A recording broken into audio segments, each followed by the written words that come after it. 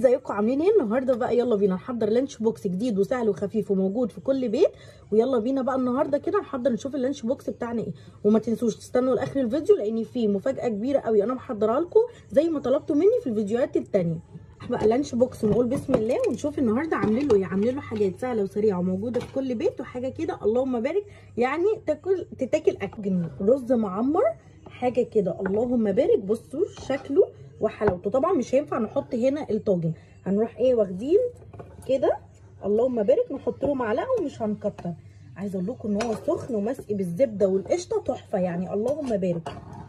ولا الريحه خطيره. هنحط له بقى كده معلقه رز معمر،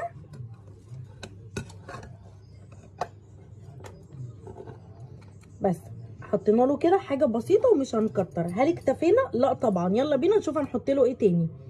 طبعا بقى نحط له هنا الدور التاني بقى بتاعه، ويلا بينا بقى نشوف هنحط له ايه. عايزه اقول لكم ان اللهم بارك انا عاملاه له طاجن عكاوي يخلي كده، عايزه اقول لكم كده دايبه دوب دوب دوب دوب. بصوا بسم الله ما شاء الله. نحط له بقى طاجن العكاوي كده بقى ايه وهي دايبه هنا كده اللهم بارك. هي يا دوبك كام قطعه كده بسيطه على قده يا حبيبي. على اكتفينا؟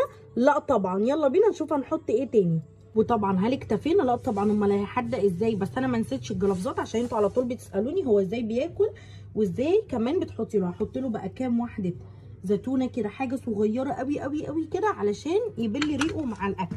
وطبعا بقى هل اكتفينا؟ لا طبعا. جبت له كده سناكس بسيط كده ياكله مع الاكل الخفيف السهل على قلبه دوت، والميكس هو بيحبها قوي قوي. وما ننساش كمان الميه بتاعته. عايزه اقول لكم كده ان كان لانش بوكس سهل وخفيف وسهل وسريع وكمان موجود في كل